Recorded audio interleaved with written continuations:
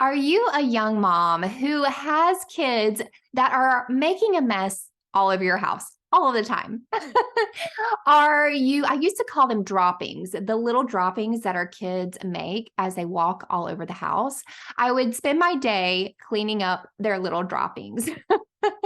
Are you like that? Are you in a stage where you have little kids all around and you feel like you're constantly cleaning? You don't have a rhythm, you don't have a routine, and you have a lot of clutter in your house that doesn't provide you with some peace of mind. On today's show, I am reconnecting with my friend and former client, Allison Morrison, for a client check-in. Last year, I decluttered her entire home, her home office, which is also a spare bedroom, her kids' room. She has two currently. She has one on the way.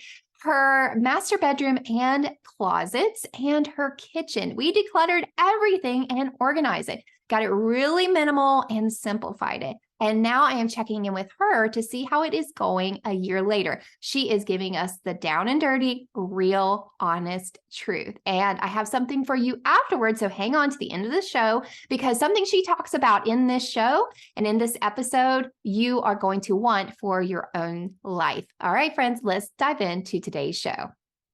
Hey, Allison, and welcome to the show. I'm so excited to have you back on for another client check-in. We decluttered your home over a year ago, and I want to check in with you to see how it's going. So first of all, tell us a little about yourself for everyone who may have missed the first episode that we did together.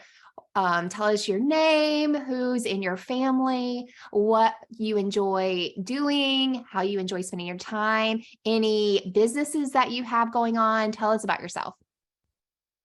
Yeah, so my name is Allison. I'm a mom of two, about to be a mom of three. We're having another daughter. So we have Dawson, Harper, and Nora, who is on the way. We are just a slow country living, trying to, get into the homesteading. We have some chickens. We do our fresh eggs, and my husband is a mechanic, and I dabble in a few things, stay-at-home mom. I do some bookkeeping for my dad, and I do a couple other little side hustles. But yeah, that's just a little bit about me. Awesome. You are definitely busy doing all the hobbies and coming and going, and you have little ones. How old is Dawson? He's four. So Dawson's four. He'll be 5 in June. Dawson's two. Harper's two. She'll be 3 in March, and then Nora will be born between those two birthdays. Okay, so three, and well, you won't have 3 under 5, but 3, 5, and under. Wow.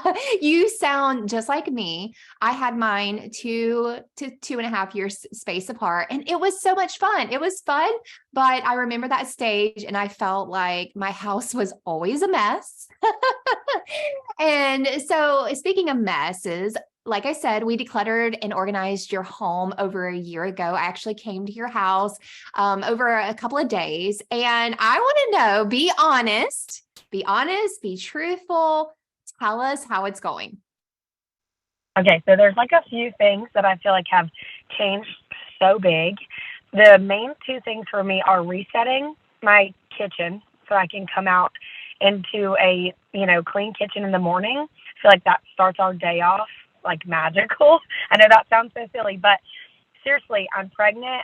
My morning doesn't always start out great. I get sick in the morning sometimes. So to restart my day and come out to a clean kitchen where I can cook my kids their breakfast, pack their lunches, all those things, and not have to look at a sink full of dirty dishes, and then also look at a cleared countertop. So for me, I try not to be crazy about it. My husband got a new coffee machine, so we found it at home, but we try to keep it as minimal as possible, things that can go under.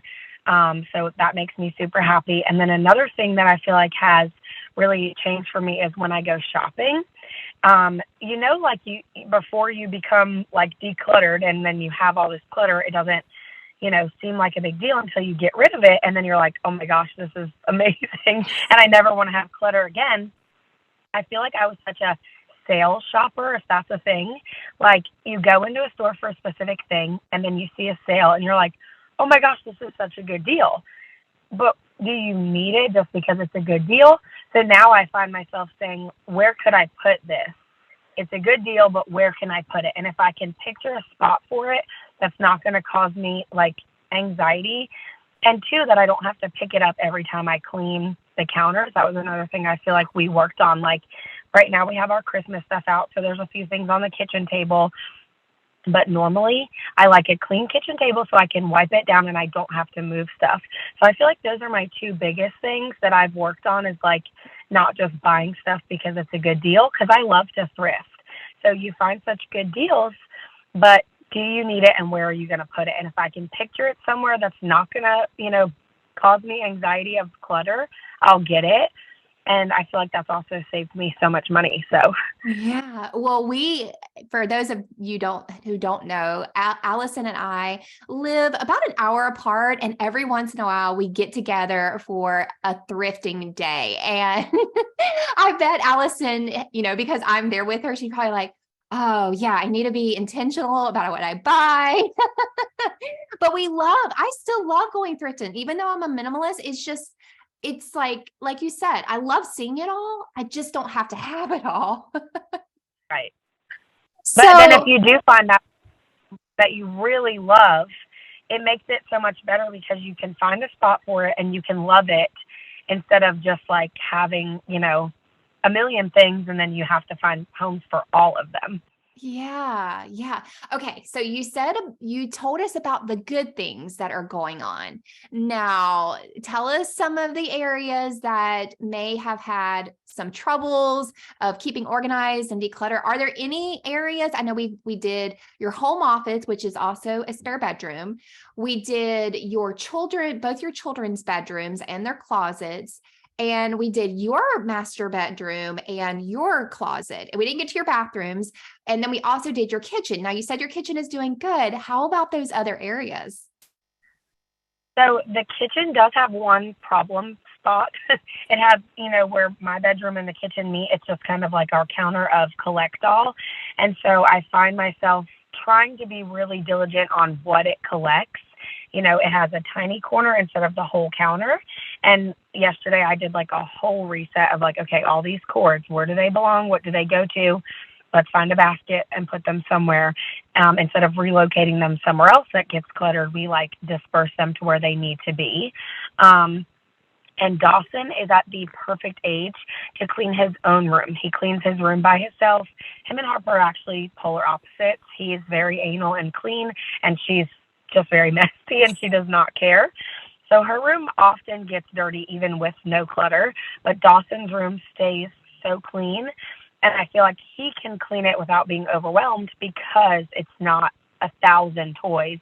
Because kids get overwhelmed too, because where do they start if there's so many things to clean up? So we do still have that problem spot in the kitchen, and I try to be cautious about it. But the office is a spot where I have all my Christmas gifts right now. But that was another thing, just figuring out what the kids really needed for Christmas instead of just buying a bunch of toys that I now have to find a spot for. Yeah. Yeah. And it's not about being perfect. Those trouble areas that we call quote unquote trouble areas, we have basically just labeled that spot as a spot to collect. That's okay. But we have to have these routines to where we don't leave it that way. And we have like a habit and a routine to where we grab a clothes basket. And that's an episode that I'm going to be doing soon, is how to clear that trouble area really fast. And so just grab a clothes basket, swoop it all in one big swoop without thinking about it. And then take the basket and walk around your house and putting those pieces back where they're supposed to go. And it's a lot of the times those trouble spots collect things we don't know what to do with them, or papers that we're like, it's a bill I have to pay, or it's a receipt I have to file somewhere. And it's just a lot of procrastination or tasks that we've left undone. And so deciding, okay, today's the clearing day. I am, like you could make it like your Friday reset or your Sunday reset. And you take your clothes basket and you swoop it all in and you say, okay, I'm clearing it for today. Instead of like really like being, having this perfectionist mentality about it where you're like beating yourself up, let it happen, but then let yourself reset at a certain day. You also said something, your reset, your kitchen reset, and how it's been like life-changing for you. Do you think that part of the reset and why it's so easy is because we took the time and we decluttered and we minimized how much you actually have on your counters? And like you said, having a cleared off counter. Do you think that you would have been able to easily reset and be happy about the reset had you not taken the steps to declutter first? No, definitely not. Because one, when you declutter all this stuff, we made everything have its specific home. And then, there's less stuff now. So I can fill my whole dishwasher and have everything in the dishwasher, nothing left in the sink, because there's not as much stuff to use. And like you said, in reality, how many pots can you cook with at one time? 4, right? There's only 4 burners on the stove. So it's almost like, having kids' clothes. If you declutter your kids' clothes to a smaller amount, you're forced to do the laundry, but then you don't have as much laundry because you have just what you need. So I think that wiping down the counters with nothing on them is obviously a whole less step than having to move everything. And in reality, when you're a busy mom and you're tired, you're not going to move that stuff. You're just going to wipe around it, and then you come out in the morning and there's like just stuff everywhere. So I do love that. And then yesterday during my reset, I just took all I went in our little pantry that we redid, and I took out like a bunch of sides for dinner, and cleared out some of that stuff before we were going to do our grocery shopping. I'm like, we have so much food that we can use right now. And I told myself, you're not going to get anxious over this being on the counter. You're just going to put it in a specific spot, and then you're going to cook it throughout the week and encourage yourself to, get rid of some of the food in your pantry because it needs to be eaten, and you can save money for the week on not grocery shopping. So it's definitely helped have less stuff. Yes, you are giving me so many good podcast topics to cover. I do the exact same thing. Like 2 weeks ago, I went shopping, spent $200, and I felt like I bought just enough for the week. However, it's lasted us 2 weeks, and now we're going into week 3, and I still was able to create meals out of that. Now I did make a grocery list of some staples like bread and toilet paper that I need to go get. But for the most part, I have a lot of food, and it's crazy that we don't realize how much we buy and how much we store that is still good for us to use for the weeks to come. So now, like you said, you're expecting another baby, your third. Do you feel more prepared in your home this time around to have a newborn? And I know that you said your mindset has changed a little bit when it comes to buying when things are only on sale, but has it changed in around how much you feel like you need having a newborn? Yeah, 100%. And I feel like even before decluttering, I feel like going from just Dawson to Harper, thinking of all the crap that you buy for a newborn that they don't even need. Like which Dawson was our first grandkid on my mom's side, and so my baby shower was like a wedding. So we had all this stuff given to us, but we didn't need like 3/4 of it. A baby swing, Dawson sat in it like 5 times, maybe. I mean, all these things that we buy and spend money on, and they take up so much room in your house, and you really don't even need them, and you can do without them. So I feel like we are making such different changes this time around. We just finally bought a dresser for our bedroom, which has been like a year that we've wanted one so bad, and I have just been waiting for the perfect one with the perfect price to come along. And I just found a really good one for like $100, brand new. And we're going to use that as our underwear sock, and then Nora's clothes will go in the top 2 drawers. So she's just going to share a room with us for a little while. We have a little bassinet, and then the kids are going to eventually share a room. And then my office will be like a playroom / office where they can, play and have their toys. That way they're their rooms are kind of small, but I feel like just even as far as onesies, and I feel like when you have your first kid, you have like 700 burp cloths and 700 swaddles. And in reality, a burp cloth is like whatever's closest to you, like your shirt or something. Like you don't need all of those things. And so for me, I bought a bathtub, like a bathtub insert for the baby, because my big kids, they bathe by themselves. And so, the baby can go in there with them and I can wash her and all those things. And then I bought, the bassinet for next to our bed, and it removes, like the Moses basket comes out so she can be other places. So that's our, swing. And I bought her a few outfits and then diapers. I feel like if I could tell any new mom the only thing they need for a baby is like diapers and wipes, like one or two onesies for every size. They grow so fast. Like, I feel like my mindset has changed. I'm like, I don't want any of that crap. I don't need it. She will be just fine with something she can sleep in and, a few outfits that she can wear, and that's it. Yeah, if I could go back, things would be so different for me as well. Mine are grown now, and I'm seeing a lot of my younger friends still having babies, and they're doing it a lot more minimal after they've had a couple. And I think it's great. It's so funny because you have all of these friends and all of these relatives, like older relatives, that believe in this one baby product. And they're like, you have to have this, or they give that one baby product to you. And you're like, I don't need all of this. Can you imagine if everyone had like this expert advice and they all gave you their one favorite baby product? You would just be bombarded and you couldn't even use all of it. I remember when my babies were little, especially Aubrey, because she was my first, I had like the swing and the bouncer and the bumbo and I felt like I was just shifting her around to all of these containers.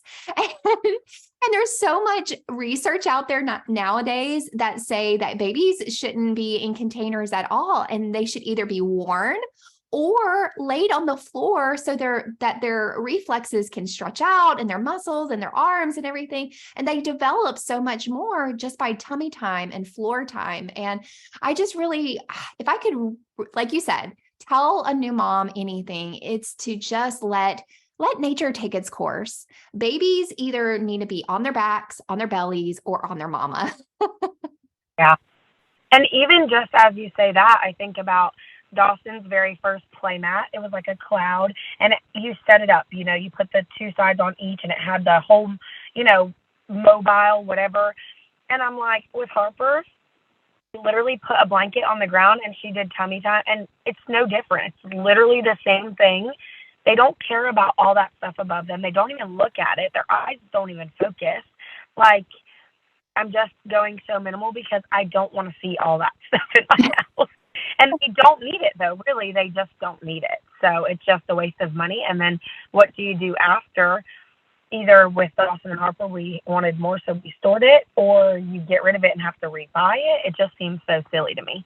Yes, I agree. I agree. But, some moms, they just have to go through it for the first time or the second time. And there's nothing wrong with having stuff. It just, like I always say, it goes back to your capacity. What are you able to handle? What gives you peace?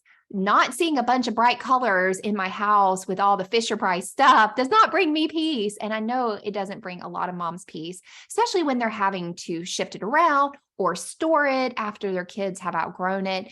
So I really, hopefully we can relieve some moms of that pressure to need all of this stuff. So last question, what helps you to keep your home simple and easy to manage? What do you find keeps you going? Is it like an internal drive? Is it outside motivation? What actually, keeps you going? I feel like at the very beginning, it was like making a routine, but it was like, oh, if Lisa, pops in to visit and we hang out, or she FaceTimes me, like, I want her to see how good I've been doing. And then it just became such a routine that now if it's not like that, it almost is like, okay, let's get stuff in order so I can feel good. Last week, I literally kept my kids home from school, and I was like, you are helping me clean your rooms, and then you're going outside to play while I clean the rest of this house. And then I can just be peaceful in my own house. I put all my diffusers on. My kids' rooms are clean.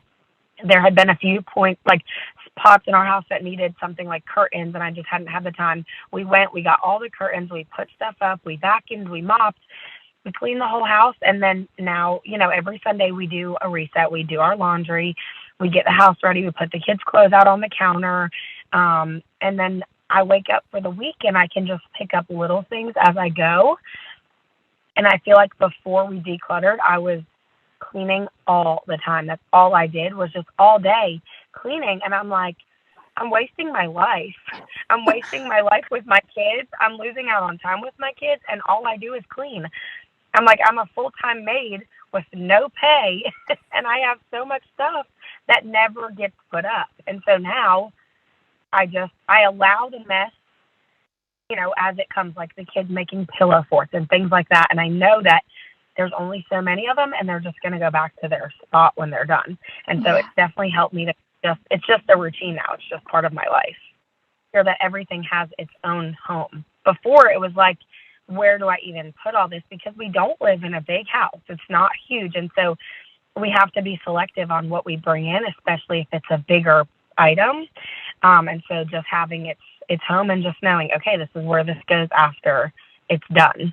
Okay. So you would say when we decluttered, we basically created a baseline for your peace of mind in your home. And so now your routines and your daily habits is, okay, I'm going to let the mess happen. I'm going to let the imagination happen and the play happen. I love that so much. I don't want to create like Nazi moms. And I said that to you before. I was like, don't be a Nazi after your husband comes in. Cause I remember he set his cup in a certain spot or his keys, and you're like, that is not where they go. So we don't want to create Nazi moms or wives, but we do want to create a baseline so that when we have these daily, weekly resets, that we can get back to that baseline and be like, okay. When we live in this constant state of chaos, it's not good for our health. But if we allow ourselves, the grace to let the mess and let the imagination happen, we know that later on that peace of mind is going to come back to us. And that's what we have to look forward to. So, thank you so much, Allison. If anyone wants to connect with you, I know that you have some network marketing businesses, and like you said, you do some accounting for your dad. But if they just want to connect with you about your experience, or they just think you're a bubbly, fun person because you literally are sunshine in my life, maybe I don't want to tell people where to find you because I want to keep you out of myself. But where can they find you if they want to connect with you more? So on Facebook, it's just Allison Morrison. And then on Instagram, it's oily.ally, ALLY. So they can find me there, and I would love to be everybody's friend. Isn't she a bundle of sunshine? I love Allison so much. It was so much fun organizing and decluttering her home, and then checking in with her today to see how it's going. It is so awesome to hear my clients that are applying the tips and applying the lifestyle that I have helped them to create in their home, living a lot more minimal, a lot more simplified, and a lot more peaceful and stress-free. Now, something that Allison mentioned a lot throughout this episode was her reset. I am telling you, I've told you several times throughout this podcast that resetting is definitely the habit that you want to create on a daily, weekly, monthly, and yearly basis. I have different tiers and different steps for each of those resets, but I am going to offer you a daily reset checklist for today to go along with today's episode, because I know you're going to feel super inspired and motivated to declutter your home and reset daily. Now, like we said with Allison, she couldn't have got to a good reset habit and routine if it wasn't for decluttering first. So you are going to want to check out my mini courses on how you can declutter, organize, and simplify your home as well. So go to habitsandhome.com to get my free checklist, and then head over to check out the courses that I have for you and declutter your home in the new year. All right, friends, I'll see you right here next time on the Habits and Home Show.